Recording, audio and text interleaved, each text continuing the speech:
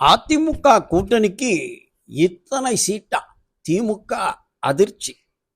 வருகின்ற சட்டசபை தேர்தலில் 234 தொகுதிகளும் வெற்றி பெறுவோம் என்று திமுக அமைச்சர்கள் கூறி வரும் வேளையில் தமிழக முதலமைச்சர் 200 தொகுதிக்கு மேல் வெற்றி பெறுவோம் என்று அறிவித்திருந்தார்.